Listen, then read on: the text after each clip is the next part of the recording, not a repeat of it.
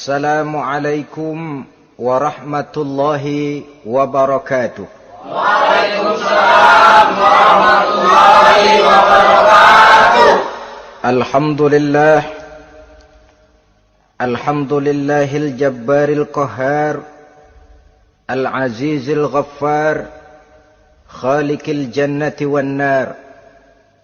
Wassalatu wassalamu ala sayyidina wa maulana Muhammadinil Mukhtar wa ala alihi wa ashabihil adhar. Amma ba'du. Saudara-saudara kaum muslimin rahimakumullah.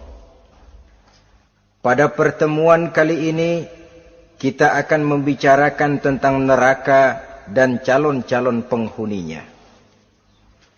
Sesungguhnya kalau kita bicara tentang neraka, artinya kita bicara tentang akhirat. Dan kalau kita bicara tentang akhirat, kita bicara tentang alam gaib yang merupakan salah satu dari rukun iman yang 6, percaya kepada alam gaib. Kalau sudah bicara alam gaib, maka ini di luar batas kemampuan nilai-nilai ilmiah dan di luar batas kemampuan renungan filsafat. Ilmu pengetahuan akan buntu kalau sudah membicarakan alam gaib. Artinya, kehidupan di akhirat itu tidak bisa diteliti secara ilmiah. Filsafat pun akan ngambang kalau sudah membicarakan kehidupan di alam gaib. Karena itu kalau kita kembali kepada logika, jika kita ingin mengerti tentang caranya membuat bangku, kita pergi ke tukang bangku dan bertanya kepadanya. Kita ingin mengerti cara membuat mobil, kita pergi ke tukang mobil, ke bengkel mobil dan bertanya kepada ahlinya. Pun dalam urusan alam gaib, sudah sewajarnya kita kembali kepada penjelasan dari sang pencipta alam gaib, yakni Allah subhanahu wa ta'ala. Dan melalui kitabullah Al-Quranul Karim, Allah telah menjelaskan masalah-masalah gaib berupa kehidupan di sorga dan neraka itu secara jelas dan pasti. Dengan kata lain, di dalam membicarakan tentang neraka ini, yang menjadi dasar daripada pemikiran kita adalah rasa iman kepada Allah subhanahu wa ta'ala.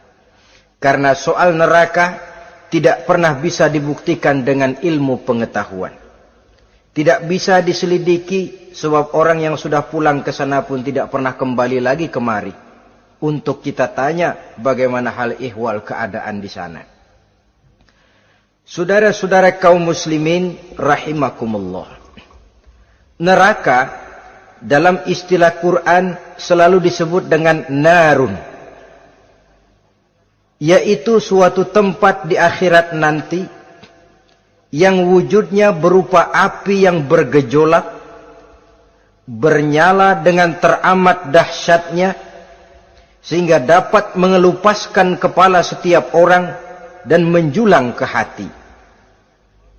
Diriwayatkan oleh Imam Bukhari dan Muslim bahwa Rasulullah sallallahu alaihi wasallam pernah bersabda, "Narukum hazihi allati tuqiduna juz'un min 70 jazaan min harri jahannam." Qalu, "Wallahi in kanat lakafiyatun ya Rasulullah." Qala, "Fa innaha fadulat bi 69 jazaa."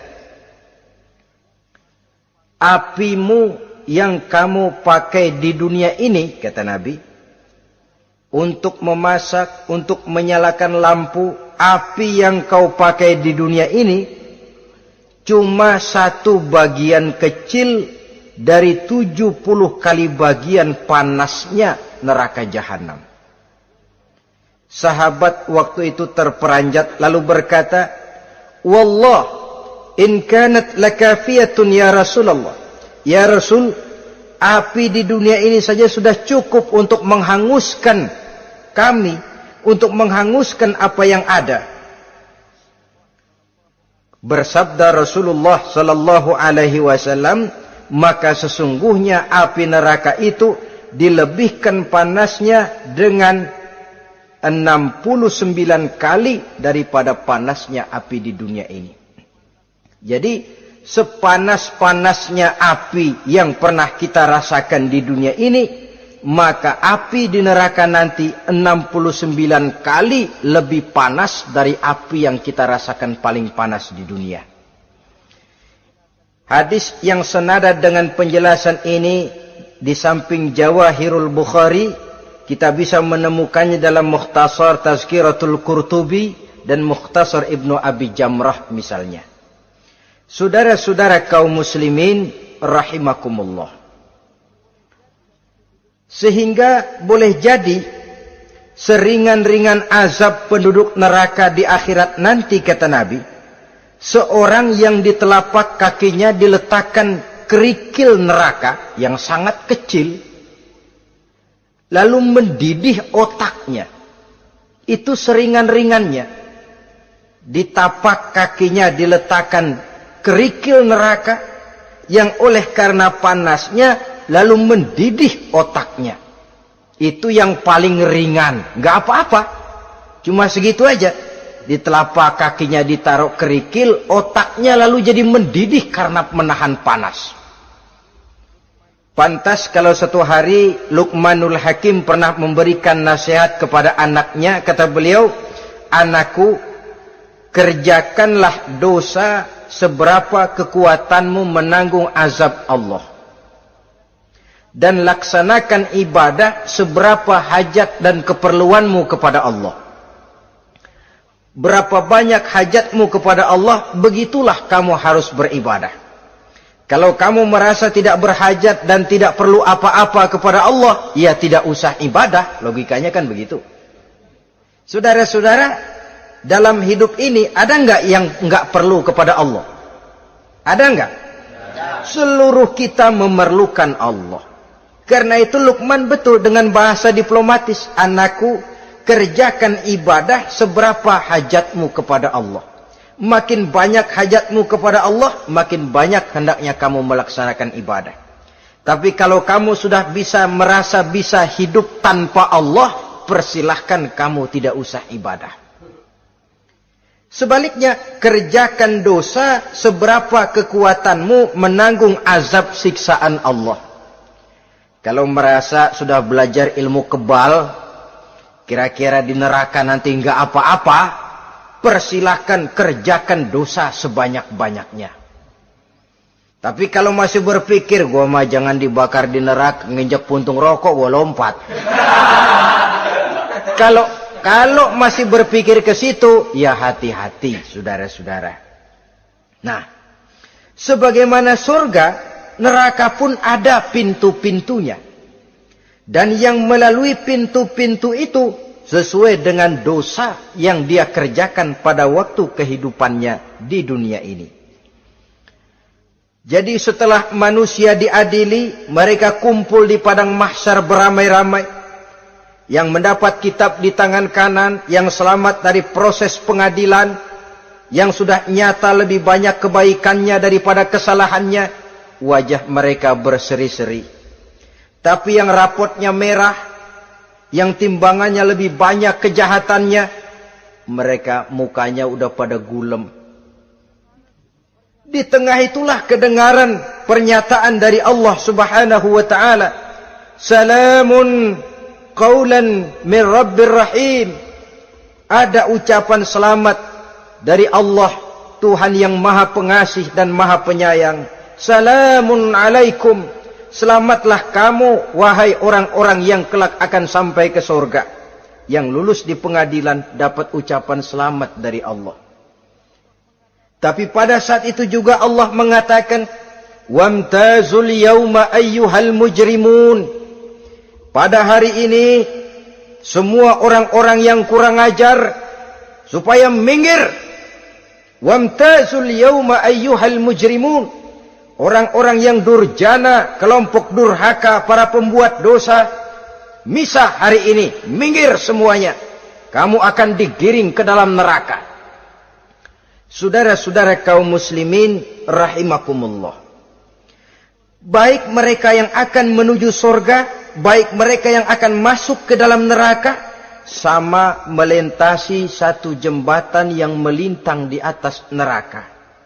Dalam surah Maryam ayat 71 dan 72, walaupun jembatan itu tidak digambarkan secara jelas, tapi kita temukan penjelasan Allah sebagai berikut. Wa inna minkum illa wariduha, kana ala rabbika hatman maqdiyya, thumma nunajjil lazina taqaw wa nazaru zalimina fiha jasiyya. Saudara-saudara, dan tidak ada setiap orang pun kecuali mereka akan melalui api neraka itu. Adapun orang-orang yang bertakwa, mereka diselamatkan oleh Allah, sedangkan orang-orang yang zalim, mereka terlempar ke dalam jurang neraka. Nah, itu yang dinamakan dengan sirat. Ada memang riwayat menjelaskan bahwa sirat itu kecilnya seperti rambut dibelah 7, tajamnya lebih tajam dari mata pedang. Tapi dalam banyak hal, orang lewat di atas sirat itu bergantung kepada amalannya waktu dia hidup di dunia ini. Maka jangan heran ada orang yang lewat di atas sirat itu seperti kilat. Lep, sudah sampai di surga. Ada yang lewat di atas sirat itu seperti orang terbang. Ada yang lewat di atas sirat itu seperti orang lari. Ada yang seperti jalannya onta. Ada yang merangkak. Ada yang gelantungan. Ada yang sudah hampir sampai ke tepian sana untuk masuk ke dalam surga, terpeleset nyemplung juga ke dalam neraka. Sesuai dengan amalan pada waktu mereka hidup di kehidupan dunia yang sekarang ini. Saudara-saudara kaum muslimin rahimakumullah. Apabila orang terperosok lalu masuk ke dalam neraka, bagaimanakah ihwal keadaan di neraka? Panasnya sudah kita jelaskan tadi. 70 kali lipat dari sepanas-panasnya api di dunia ini. Lalu orang-orang yang masuk ke dalam neraka, mereka juga mendapat pakaian, makanan, minuman, perhiasan. Tapi makanannya, minumannya, perhiasannya lain dengan orang-orang yang sampai di surga. Mereka juga diberikan buah-buahan, sebab di neraka juga ada pohon. Namanya pohon zakum. Buahnya duri dari api. Dan itu yang akan jadi lalap makanannya orang-orang neraka. Di dalam surah As-Saffat ayat 64-65 Allah Subhanahu wa taala menjelaskan, innaha syajaratun takhruju fi aslil jahim tal'uha ka'annahu ru'usus syayatin. Sesungguhnya pohon zakum itu adalah satu pohon yang akarnya keluar dari dasar neraka, yang buahnya seperti kepala setan. Ini sudah untuk bahasa yang sangat menyeramkan ini. Pohon itu tumbuh dari dasar neraka, buahnya mirip kepala setan.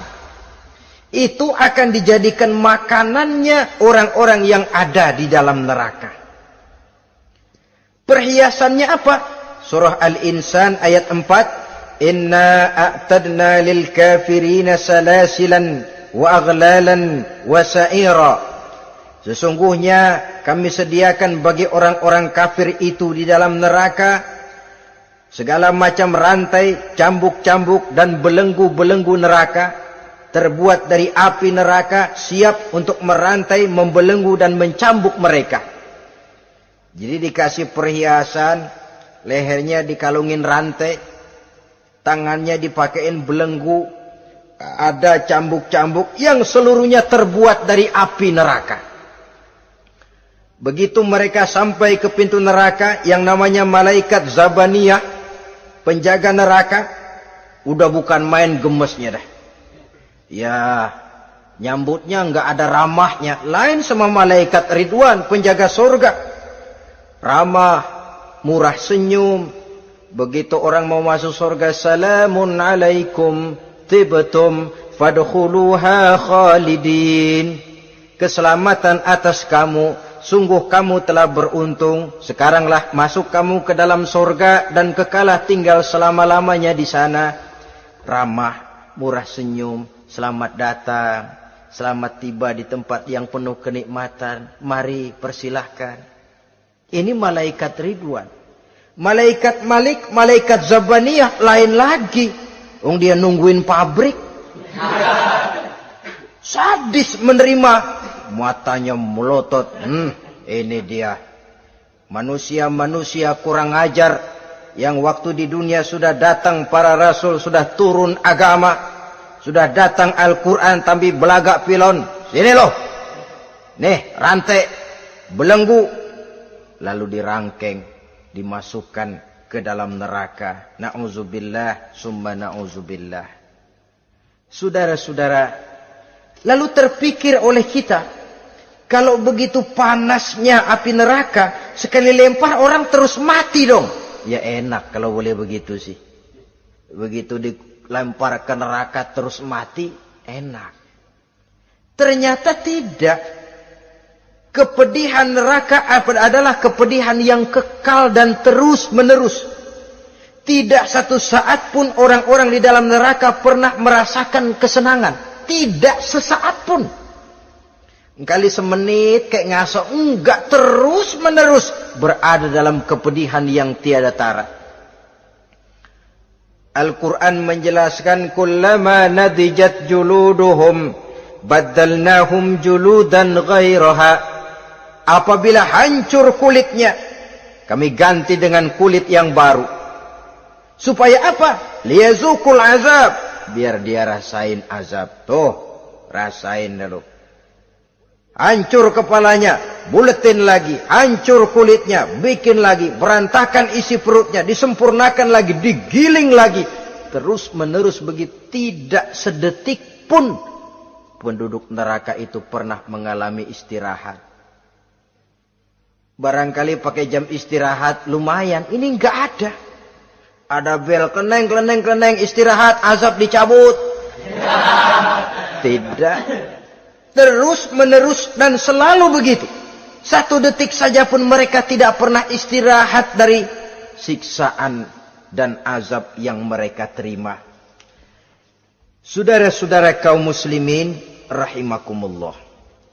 Lalu bagaimana keadaan mereka? Ada orang-orang di dalam neraka itu yang dikenakan pakaian dari api neraka. Luar biasa. Dikasih pakaian dinas dari api. Kemudian kepalanya dituangi air yang sedang mendidih. Yang dengan tuangan air itu dihancur luluhkan segala isi perutnya dan kulit-kulitnya. Setelah itu mereka dicambuk dengan cambuk-cambuk dari besi. Apabila mereka hendak keluar dari neraka, mereka dicampakkan kembali ke dalamnya. Dan dikatakan kepada mereka, rasakan siksaan yang membakar ini. Dalam surah Al-Hajj ayat 19 sampai 22, kita bisa simak firman Allah Subhanahu wa taala. Fallazina kafaru qutti'at lahum siyabun min nar yusabbu min fawqi ru'usihimul jahim yus'aru bihi ma fi butunihim wal julud walahum maqami'u min hadid kullama aradu an yakhruju minha min ghammin u'idu fiha wa zuqu azabal hariq. Na'udzubillah summa na'udzubillah. Diberikan pakaian dari api, melolong, menyayat dia, memilukan, merintih dan meraung-raung. Lalu kepalanya diguyuri dengan air yang sangat mendidih. Hancur luluh isi perutnya. Masih dicambuk lagi dengan cambuk-cambuk dari besi. Mereka merambat. Mereka meraung. Mereka hendak lari. Mereka ingin keluar dari neraka. Tapi tiap kali mereka merambat ingin keluar, ditarik lagi. Kalau ucara kita, ayo, mau kemana lo? Apa kata malaikat penjaga neraka? Zuku azabal harik. Rasain nih, makan pencarian lo waktu di dunia. Saudara-saudara, lalu ada pula siksaan penduduk neraka itu, di mana dahi, lambung dan punggung mereka dipanggang dengan api neraka. Allah Karim. Kita di dunia ini tertusuk paku saja waktu berjalan, sudah bukan main pedihnya. Tertusuk duri saja, sudah bukan main pedihnya. Ini punggungnya, lambungnya, macam disate, dipanggang dari api neraka. Dalam At-Taubah ayat 35, kita temukan firman Allah, fi nari jahannama fatukwa biha hibahuhum wa junubuhum wa zuhuruhum. Na'udzubillah summa na'udzubillah. Kemudian ada pula penduduk neraka itu yang disiksa, lehernya diikat dengan rantai. Mereka spontan diseret-seret dengan sekeras-kerasnya dan dilemparkan ke dalam lautan air yang sedang mendidih. Kemudian mereka dibakar dalam api yang bergejolak dan menyala-nyala. Pada surah Al-Mu'min ayat 71 dan 72, Allah Subhanahu wa taala menjelaskan, izil aghlalu fi a'nakihim wassalasil yushabuna fil hamim summa fin nari yusjarun. Ketika belenggu dan rantai dipasang di leher mereka supaya mereka diseret ke dalam air yang sangat panas, kemudian mereka dibakar dalam api. Ada lagi penduduk neraka yang dipegang jambulnya lalu diseret ke tengah-tengah neraka, kemudian kepalanya digerujuki dengan air yang mendidih seperti yang dijelaskan dalam surah Ad-Dukhan ayat 47 dan 49. Pendeknya, azab dan siksaan neraka itu sesuailah dengan amalan dosa yang dikerjakan manusia pada waktu kehidupan di dunia ini. Maka dalam puncak perjalanan Mi'raj misalnya, kepada Rasulullah sallallahu alaihi wasallam diberikan berbagai macam penglihatan sebagai contoh dan tamsil dari kehidupan di dunia ini. Sejak dari penglihatan di jalan sampai kepada penglihatan surga dengan segala kenikmatannya dan neraka dengan seluruh azabnya, seluruhnya merupakan contoh teladan. Misalnya dalam perjalanan ketika hendak Mi'raj itu, sebelum berangkat Rasul disodorkan 2 minuman. Segelas berisi arak, segelas lagi berisi susu. Kata malaikat Jibril, ambillah salah satu minuman itu ya Muhammad. Lalu Rasul dengan tidak ragu-ragu, mantap betul beliau mengambil gelas yang berisi susu, lalu beliau minum. Setelah beliau minum itu, malaikat Jibril berkata, "Shaddaqta ya Muhammad." Engkau telah benar Muhammad. Laqad asabtal haqq, pilihanmu tepat. Kenapa ya Jibril? Untung susu yang kamu minum Muhammad. Kalau arak yang kamu ambil, pasti umatmu bakal jadi umat yang teler semua. Ini pun satu contoh buat kita semua, bahwa dalam kehidupan kita selalu berhadapan dengan susu dan arak, berhadapan dengan hak dan batil, berhadapan dengan benar dan salah. Maka hati-hati kita jangan sampai salah pilih karenanya. Lalu yang ada kaitannya dengan persoalan kita, penglihatan yang diberikan Allah kepada beliau di neraka. Beliau melihat sekelompok orang dilontari kepalanya dengan batu dari api neraka. Tiap kali dilontari kepala itu hancur berkeping-keping, berantakan otaknya. Lalu dibulatkan kembali. Setelah kepala itu bulat kembali, disambitin lagi. Menjerit, meraung, merintih kesakitan, hancur kepalanya, berantakan otaknya. Lalu dibulatkan lagi, terus menerus begitu, tidak pernah berhenti. Sampai Rasul bertanya, "Ya Jibril, ini orang kenapa kepalanya dilontari dengan api neraka sampai hancur lalu dibulatkan kembali?"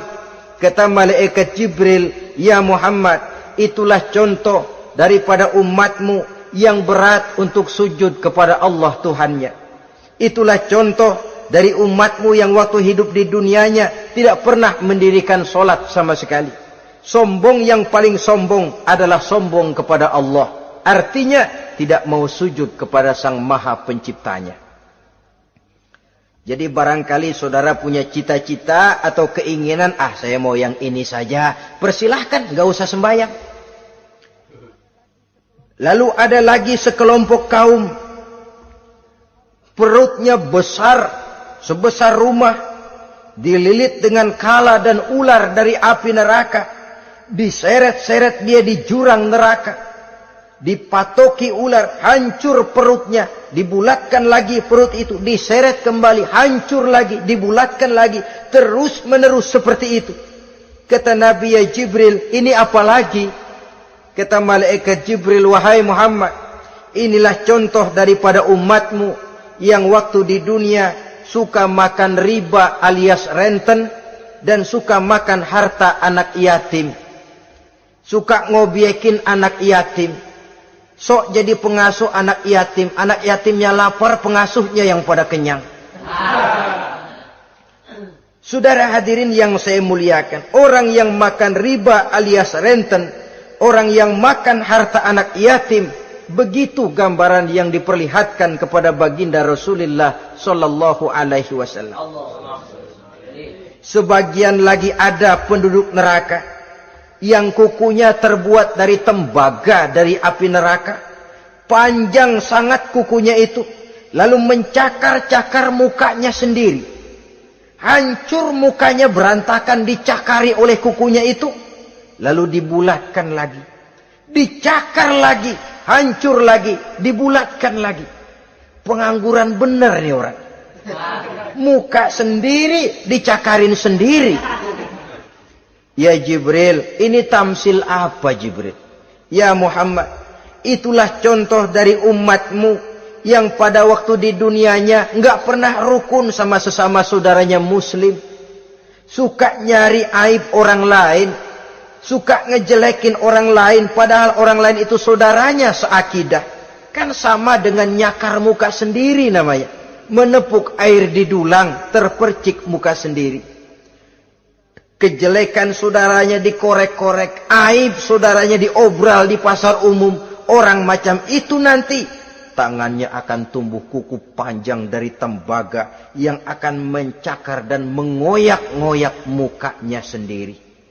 Itu kita bisa lihat nanti. Oh, ini yang waktu di dunia suka ngorek-ngorek kesalahan orang tuh lagi pada nyakarin mukanya. Oh, begitu. Saudara-saudara kaum muslimin rahimakumullah. Oleh karena itu Nabi ajarkan kita, tuba liman syaghalahu aibuhu an uyubin nas. Beruntung orang yang aib dan kekurangan pada dirinya menyebabkan dia sibuk sampai enggak sempat ngorek-ngorek aib dan kekurangan orang lain. Introspeksi. Beruntung orang yang celak dirinya menyebabkan dia sibuk dan tidak sempat ngorek-ngorek aib pada diri orang lain. Ada pula di antaranya dilihat oleh Rasul, di antara penduduk neraka itu orang yang lidahnya terjulur memanjang, kemudian dipotong lidah itu dengan gunting dari api neraka, menjerit dan memekik ia menahan sakit yang tiada tara, sampai Rasul bertanya kepada malaikat Jibril, kalau ini tamsil apa lagi ya Jibril? Kata malaikat Jibril, wahai Muhammad, inilah contoh dari umatmu, orang-orang yang waktu di dunia tidak pandai menjaga lidahnya, suka menggunjing orang, suka memfitnah orang, suka ghibah dan namimah, suka ngomongin orang di belakang yang bersangkutan. Maka hari ini lidahnya menjulur menjadi panjang dan dipotong dengan gunting dari api neraka. Lalu Rasul juga melihat sekelompok orang perempuan tergantung rambutnya dari gantungan api neraka, kemudian dipanggang dari duburnya sampai ke atas kepalanya dengan tombak dari api neraka, meraung dan merintih serta mengeluarkan nanah dari kemaluannya. Rasul bertanya, ini apa lagi ya Jibril? Kata malaikat Jibril, inilah perempuan yang waktu di dunia tidak pandai menjaga kehormatan dirinya, ahli zina dan tukang umbar. Saudara-saudara kaum muslimin rahimakumullah, Banyak lagi tamsil-tamsil yang dicontohkan dalam puncak perjalanan Mi'raj yang seluruhnya merupakan peringatan bagi kita umat Rasulullah sallallahu alaihi wasallam. Nah, kemudian sekarang marilah kita bicarakan neraka itu satu demi satu. Yang pertama, dan ini yang paling dikenal orang, neraka Jahannam atau naru Jahannam. Siapa yang dijelaskan Allah akan menjadi penghuni neraka Jahannam ini? Pertama dalam surah Al-Ankabut ayat 68. Wa man azlamu mimman iftara 'ala Allahi kadziban aw kadzdzaba bil haqqi lamma ja'ahu alaysa fi jahannam maswal lil kafirin. Adapun orang-orang yang zalim kepada Allah, mendustakan ayat-ayat Allah dan mendustakan kebenaran setelah datang kebenaran itu, bukankah neraka Jahannam merupakan tempat kembali bagi orang-orang kafir? Jadi dalam Al-Ankabut ayat 68 ini dijelaskan, penduduk neraka Jahannam itu pertama adalah orang-orang kafir. Siapa orang kafir? Menurut keyakinan akidah kita, setiap orang di luar Islam adalah kafir. Kemudian yang kedua dalam surah Al-Hijr ayat 42 dan 43, penduduk neraka Jahannam itu, inna ibadi laisa laka alaihim sultanun illa man ittaba'aka minal ghawin wa inna jahannama la maw'iduhum ajma'in. Sesungguhnya hamba-hambaku tidak akan bisa kamu kuasai, hai iblis, kecuali mereka yang mengikuti tipu dayamu. Sesungguhnya neraka Jahannamlah tempat mereka seluruhnya. Kalau kita perhatikan ayat ini, maka penghuni neraka Jahannam yang kedua adalah para pengikut setan. Para pengikut setan dengan seluruh ajaran-ajaran yang dilancarkan oleh setan. Padahal pada saat hendak masuk neraka, setan jelas cuci tangan. Tugasnya cuma bagaimana mencari pengikut sebanyak-banyaknya yang akan nemenin dia di neraka nanti. Tapi pada saat orang digiring ke dalam neraka, setan cuci tangan. Mungkin orang menuntut, setan, gue ngikutin lu, sekarang kenapa jadi kemari? Nah, gue bilang juga apa? Kata setan, gue bilang juga apa, lu kenapa ngikutin? Dan setan ini menebar ranjau dalam segala bentuknya, dengan segala macam caranya. Para pengikut setan yang menjauhi tuntunan agama, memperturutkan hawa nafsunya. Setan membisiki manusia lewat minuman keras. Setan masuk manusia lewat judi, lewat zina, lewat kenikmatan yang melalaikan orang dari kehidupan akhirat dan selanjutnya, dengan segala macam jalan. Kadang-kadang dalam ibadah setan juga masuk. Kalau tidak ditimbulkannya takabur, ditimbulkannya sikap ujub dalam diri kita. Timbul rasa diri lebih benar dari orang lain, dan ini jelek. Timbul rasa nganggap enteng orang lain. Itu kan ujub, nggak dikelihatanin orang, cuma hatinya aja ngomong sendirian. Kalau gue lihat di kampung ini nggak ada yang kayak gue. Bayangnya kayak ibadahnya kayak udah aing pang paling nak yo di dia. Itu juga bisikan iblis. Dan dia tidak segan-segan mengaku jadi Tuhan iblis itu. Dan ini diceritakan dalam kehidupan Sayyidus Syekh Abdul Qadir Jailani. Ketika beliau sedang ibadah di mihrab dalam masjid, datang seberkas sinar. Sinar itu ngomong, ya Abdul Qadir ana rabbuk. Hai Abdul Qadir, aku Tuhanmu, kata cahaya tadi. Sudah cukup kamu ibadah Abdul Qadir. Sembayangmu udah banyak, puasamu udah banyak, jihadmu cukup. Maka mulai sekarang berhenti dah ibadah. Aku bolehkan kepada kamu segala yang dilarang. Cuma yang didatangi Syekh Abdul Qadir. Sehingga mendengar cahaya tadi ngomong begitu, beliau ambil kasut sendal, disambitnya cahaya tadi, izhab ya la'in. Pergi, laknat, terkutuk, iblis kamu. Masa saya disuruh berhenti sembahyang karena hati saya sudah baik? Kalau hati sudah baik lalu boleh berhenti sembahyang, mestinya yang paling dulu berhenti sembahyang Nabi Muhammad, sebab beliau orangnya paling baik. Tapi Nabi hatinya baik, sholat jalan terus, hukum halal haram berlaku. Ini kadang-kadang orang sekarang baru ibadah dikit banget merasa dapat bisikan katanya, wangsit. Ya berhenti sembahyang madep mulu, nah madep ngudek sembahyang. Bikin ajaran yang aneh-aneh. Nah kalau satu orang boleh dapat wangsit, saya juga boleh dong ngomong dapat wangsit. Saya juga boleh dong mendirikan aliran kepercayaan. Saya ngilang dulu dari kampung saya kira-kira 3 tahun. Saya nyepi di kaki Gunung Salak, pulang piara jenggot, pakai belangkon. Di depan nama saya pakai embel-embel mbah. Saya ngaku dapat wangsit di Gunung Ano, mewahyukan kepada saya ano. Saya cari murid yang fanatik. Saudara-saudara kaum muslimin rahimakumullah, setan membisiki manusia hatta kita sedang ibadah sekalipun dibisikinya. Caranya, mula-mula dia bisikin, lu sembahyang buru-buru dah.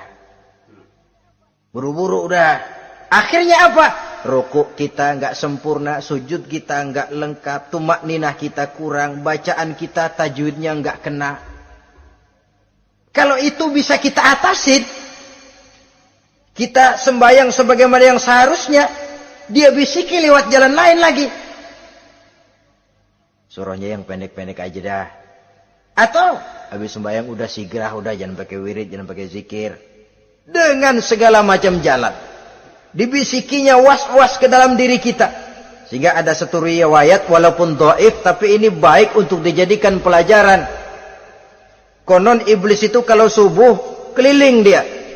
Bawa kulit kambing, jarum, sama tepung. Ditanya orang, iblis ini buat apa? Oh, kulit kambing. Gunanya tahu nggak? Kalau begitu subuh, sudah muazin bilang, as-salatu khairum minan naum. Salat lebih baik daripada tidur. Maka ini kulit kambing mulai aku hamparkan buat hamba-hamba Muhammad. Jadi begitu dengar azan, cuma udah bikin anget udah tidur. Kenapa? Kulit kambing belis masuk. Saudara-saudara, lalu kata orang tadi lagi, lah kalau tepung buat apa itu? Oh, tepung. Itu kalau umat Muhammad mau baca Quran, baca kitab, mutolaah, gua aurin tepung matanya. Biar dia sepet. Makanya kalau sudah ngaji, baca Quran, bawaannya udah ngantuk aja ngantuk. Oh begitu, iya. Nah kalau duri paku itu buat apa? Nah ini duri paku. Kalau umat Muhammad mau hadir di majelis taklim, mau pergi ngaji, mau duduk iktikaf di masjid, gua pasangin paku di pantatnya. Jadi kalau sudah duduk di masjid, kelasat, kleset. Hadir di majelis taklim, kelasat, kleset. Bawaannya mau udahan melulu. Itu duri-duri dan paku-paku yang memang ditebarkan oleh iblis.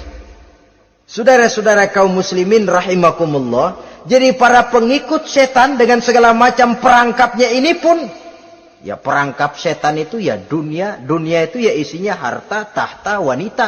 Kan perangkap dunia itu. Harta, tahta, wanita. Ini sering bikin orang buta. Perangkap dunia dan merupakan perangkap setan sekaligus. Nah, yang ketiga, penghuni neraka jahanam adalah para pembuat dosa, orang-orang yang durhaka. Dalam Toha ayat 74 Allah menjelaskan, innahu may ya'ti rabbahu mujriman fa inna lahu jahannam. Sesungguhnya orang-orang yang datang menghadap Allah dengan berlumuran dosa, maka sesungguhnya bagi mereka adalah neraka jahanam. Dan yang keempat, penghuni neraka jahanam orang yang kufur nikmat. Tidak cuma kufur iman, tapi kufur nikmat bisa menyebabkan orang masuk neraka jahanam. Belum pernah merasakan dalam hidupnya bahwa Allah memberikan nikmat kepadanya, bagaimanapun besar karunia dan nikmat itu. Dalam surah Ibrahim ayat 28-29 Allah menjelaskan, Alam tara ilal ladzina baddalu ni'matallahi kufran wa ahallu qaumahum darul bawar jahannama yaslaunaha wa bi'sal qarar. Tidaklah engkau perhatikan, tidaklah kau lihat orang-orang yang mengganti, menukar nikmat Tuhannya dengan kekufuran. Diberikan nikmat berupa Islam, digantinya dengan kekufuran. Dia tidak tahan kesengsaraan dunia lalu memilih kesengsaraan akhirat. Padahal kesengsaraan akhirat lebih abadi dari kesengsaraan dunia. Ada orang yang gak tahan miskin dunia, lalu menjatuhkan pilihan lebih memilih miskin akhirat. Ya Allah, keliru besar. Karena gak tahan hidup miskin di dunia, ada yang nawarin ngasih supermi 3 bungkus, iman telap. Ada yang ngasih beras, pindah agama. Ada yang bawain pakaian bekas, tukar akidah, pindah iman. Innalillah. Ditukar kemiskinan dunia dengan kemiskinan akhirat. Padahal kemiskinan dunia berapa tahun? Setahun umur manusia. Sepanjang-panjang umur orang sekarang kan. 100 tahun udah jarang umur orang sekarang. 70 aja udah cakep tuh. Sebenarnya kalau 70 tuh ada jatah lebih tuh, 7 tahun. Toh kalau ikut Nabi 63 tahun kan, Nabi wafat. Kalau kita sudah umur 70 tuh ada jatah ekstra 7 tahun. Oh ya, dimanfaatkan baik-baik mestinya. Taruhlah kemiskinan dunia, bagaimanapun melaratnya dunia, bagaimanapun sengsaranya dunia, cuma sebatas umur kita. Tapi kalau nikmat Islam ini harus kita tukar dengan yang lain. Baddalu ni'matallahi kufran. Menukar, mengganti nikmat yang diberikan Allah dengan kekufuran. Artinya kita menukar kemiskinan sementara dan kita memilih kesengsaraan dan kemiskinan abadi. Di akhirat kita miskin, di neraka kita miskin, miskin abadi. Di neraka kita sengsara, sengsara abadi. Saudara-saudara kaum muslimin rahimakumullah. Itu neraka jahanam. Yang kedua dinamakan neraka jahim. Siapa mereka ini para penghuninya? Siapa mereka ini para penghuninya? Pertama dalam surah At-Takasur, yaitu orang-orang yang bermegah-megah dengan dunia, menumpuk-numpuk harta, lalu lupa dengan kesibukan harta itu, lupa kepada kehidupan yang akhirat nanti. Alhaakumut takasur hatta zurtumul maqabir kalla sawfa ta'lamun summa kalla sawfa ta'lamun kalla law ta'lamuna ilmal yaqin latarawunnal jahim. Kamu telah lalai akibat apa? At-takasur. Ini penyakit pertama yang menyebabkan orang sampai ke neraka jahim. Penyakit takasur. Dan itu penyakit zaman sekarang. Berlomba-lomba dengan kemegahan materi. Berlomba-lomba dengan kemegahan dunia. Padahal kalau urusan itu kita berlomba, tidak akan pernah sampai finish. Percayalah itu. Tidak akan pernah finish. Sebab kemegahan dunia siklus, lingkaran setan. Kita anggap kalau punya duit 1 juta tenang. Punya 1 juta berubah pikiran. Lain lagi.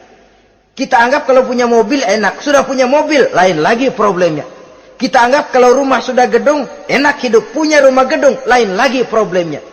Makanya pesan Nabi, kalau ingin hidup tenang, urusan dunia lihat ke bawah, urusan akhirat lihat ke atas.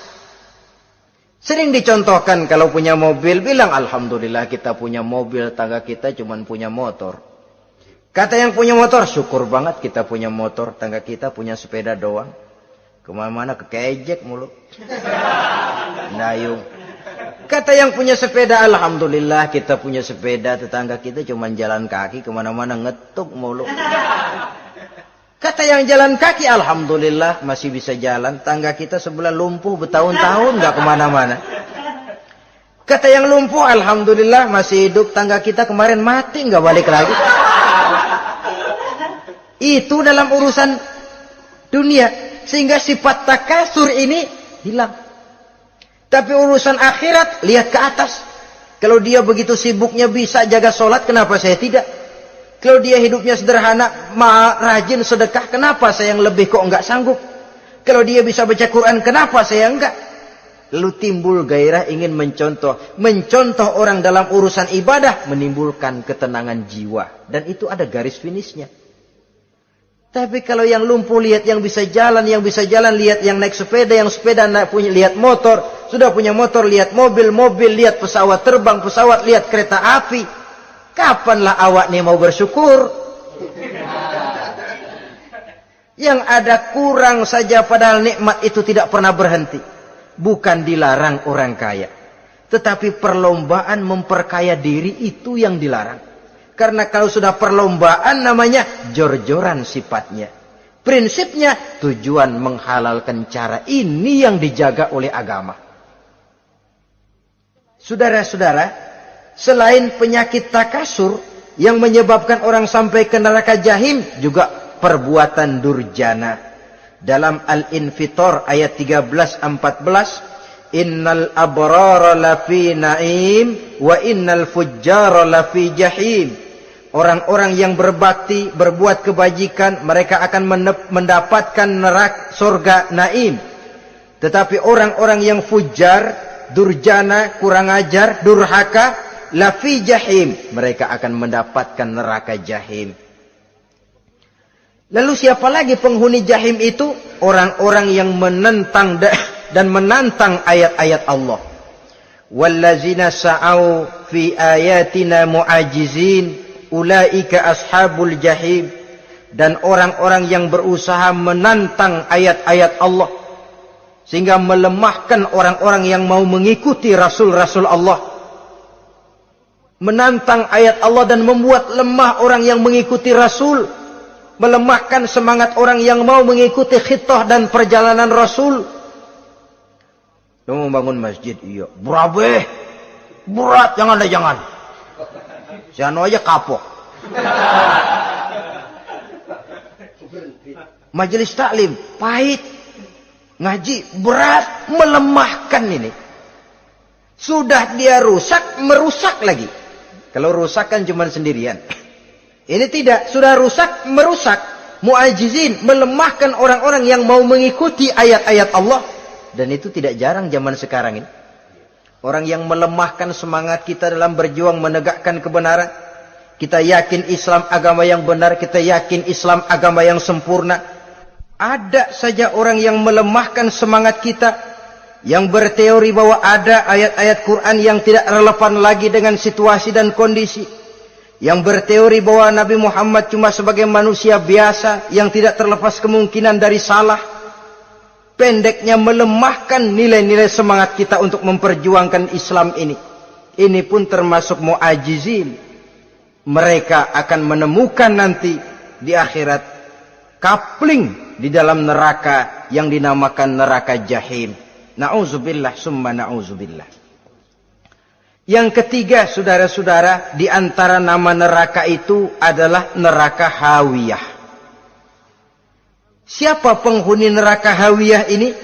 Dalam surah Al-Qari'ah ayat 8-11 dijelaskan secara simpel, wa amma man khaffat mawazinuhu fa ummuhu hawiyah. Adapun orang-orang yang ringan timbangan kebaikannya, maka tempatnya adalah neraka hawiyah. Artinya orang ini lebih berat timbangan kejahatannya, sedikit kebaikannya sehingga jadi ringan di timbangan akhirat nanti. Salat, puasa, zakat, tapi dosa yang dikerjakan masih lebih banyak ketimbang kebaikan yang dikerjakannya itu. Maka orang semacam ini apabila tidak mendapat syafaat, maka dia akan masuk ke dalam neraka yang namanya neraka hawiyah. Lalu yang keempat, neraka wail. Dalam surah Al-Ma'un ayat 1-7, garis besarnya yang mendapat neraka wail adalah para pendusta agama. Siapa sih pendusta agama itu? Ara'aita allazi yukazzibu biddin. Tidakkah kamu lihat siapa orang-orang yang mendustakan agama? Mendustakan agama. Beragama tapi bohong. Salatnya bohong. Hajinya bohong. Puasanya bohong. Mendustakan agama. Siapa mereka? Fadzalikal ladzi yad'ul yatim. Pertama, orang yang suka menghardik anak yatim. Anak yatim yang lemah, anak yatim yang tidak berdaya, yang hidup dipayungi kemiskinan dan kekurangan, bukan ditolongnya, malah dihardiknya. Jangan lupa, saudara yang sudah 2-3 kali pergi ke Makkah, saudara yang khusyuk dalam sujudnya, saudara yang mantap dalam puasanya, mungkin saja bisa terhalang masuk ke dalam surga. Karena di samping rumah saudara ada anak yatim merintih menahan lapar dan haus. Saudara tahu, saudara mampu, tapi saudara diam saja tidak mau mengulurkan tangan. Mungkin itu yang akan mengganjal saudara untuk masuk ke dalam surga. Wala yahuddu ala tu'amil miskin. Mereka membiarkan fakir miskin, tidak memberikan makan. Kemudian fawailul lil musallin. Mereka juga melalaikan solat. Allazina hum an solatihim sahun. Allazina hum yura'un. Mereka juga riak di dalam amalnya. Saudara hadirin kaum muslimin rahimakumullah. Melalaikan solat, kemudian riak dengan amalnya, termasuk amalan solatnya. Kalau jadi imam, bahasanya dibuat sepasih-pasihnya, surahnya yang panjang-panjang, paling pendek sabbihis sama wadduha. Tapi kalau solat sendirian cukup qul huwallahu ahad sama inna a'tainakal kautsar. Hilang lagi nilai keikhlasannya. Dan terakhir, mereka enggan untuk membayar zakat. Yang memenuhi ciri-ciri inilah yang dikatakan sebagai pendusta agama. Menghardik yatim, membiarkan fakir miskin, melalaikan solat, riya, dan enggan membayar zakat. Mereka divonis mendapat neraka wail. Seperti dalam surah Al-Ma'un ayat 1 sampai dengan 7. Saudara-saudara kaum muslimin rahimakumullah. Yang kelima, neraka sa'ir. Neraka sa'ir ini pertama buat mereka yang memakan harta yatim. Kalau tadi tidak mau membantu, ini malah membantu tapi tujuannya malah ngobyekin anak yatim. Mereka yang memakan harta yatim dalam An-Nisa ayat 10. Innal ladzina ya'kuluna amwalal yatama zulman innama ya'kuluna fi butunihim nara wa sayaslawna sa'ira. Sesungguhnya orang-orang yang memakan harta anak-anak yatim dengan zalim, mereka sebenarnya telah memakan neraka, memasukkan api neraka ke dalam perutnya. Mereka akan dilontarkan ke neraka sa'ir. Selain itu, orang-orang yang mengingkari apa yang diturunkan oleh Allah Subhanahu wa ta'ala, mengingkari kebenaran Quran, mengingkari Rasul, pendeknya mengingkari Islam, dijelaskan dalam surah Luqman ayat 21. Yang keenam, saudara-saudara, yang dinamakan dengan neraka laza namanya. Pertama, untuk pembangkang dan orang yang menjauhi agama. Yang kedua, orang yang berpaling dari kebenaran. Dan yang ketiga, orang yang suka menumpuk-numpuk harta dan menyimpannya, tidak mau membayar zakat, infak, apalagi sedekah. Ini kita temukan penjelasannya dalam surah Al-Ma'arij ayat 15 dan 17. Yang ketujuh dinamakan neraka Sakor. Siapa penghuni neraka Sakor ini? Pertama, orang yang tidak pernah sholat. Yang kedua, tidak pernah memberi makan orang-orang miskin. Yang ketiga, ahli membicarakan yang batil. Strategis betul dia, ulung kalau sudah mengatur kebatilan. Kemudian yang keempat, orang yang mendustakan hari akhir. Dalam surah Al-Muddatsir ayat 42 sampai 47, kepada penduduk neraka Saqar ditanya, "Ma salakakum fis Saqar?" Apa yang menyebabkan kamu masuk ke dalam neraka Saqar? Qalu lam naku minal musallin wa la naku nut'imal masakin wa kunna nakhudu ma'al khaidin wa kunna nukadzibu yaumaddin. Mereka menjawab, kami di dunia tidak pernah sholat, tidak pernah memberi makan fakir dan miskin. Kami selalu berkumpul dengan orang-orang yang batil dan membicarakan kebatilan, dan kami mendustakan adanya hari akhir. Yang kedelapan, yang terakhir adalah neraka Khutamah. Ini diperuntukkan bagi para pengumpat, pencela, para penghina orang lain, mencari aib saudaranya, kemudian juga mereka menumpuk, menghitung-hitung harta, lalu kikir dan bakhil dengan hartanya itu. Dalam surah Al-Hujurat ayat 11-12, kemudian surah Al-Humazah ayat 1 sampai dengan 7, kita temukan penjelasan itu. Pada akhirnya saudara-saudara, kalau penduduk surga mereka kekal di dalamnya, maka penduduk neraka ini ada dua macam. Ada penduduk musiman, ada penduduk permanen. Kalau yang namanya penduduk permanen itu sudah punya paspor KTP itu. Memang penduduk permanen itu mereka yang kekal selama-lamanya di dalam neraka. Mereka lah orang-orang musyrik dan orang-orang kafir, termasuk orang-orang munafik. Bahkan lebih dahsyat lagi yang namanya munafik. Kata Allah, innal munafiqin fid darkil asfal minan nar. Orang munafik itu berada di dasar jurang neraka yang paling bawah, keraknya neraka. Saudara-saudara, adapun penduduk yang semi permanen, ia masuk neraka buat sementara saja, sekedar dengan dosa-dosa yang dikerjakannya. Mereka adalah orang-orang mukmin yang asli, orang-orang Islam yang waktu di dunianya berbuat dosa. Mereka masuk ke dalam neraka, menerima azab sesuai dengan dosa yang dikerjakannya. Setelah itu mereka akan diangkat dari surga untuk ditempatkan di dalam. Mereka akan diangkat dari neraka untuk ditempatkan di dalam surganya Allah Subhanahu wa ta'ala.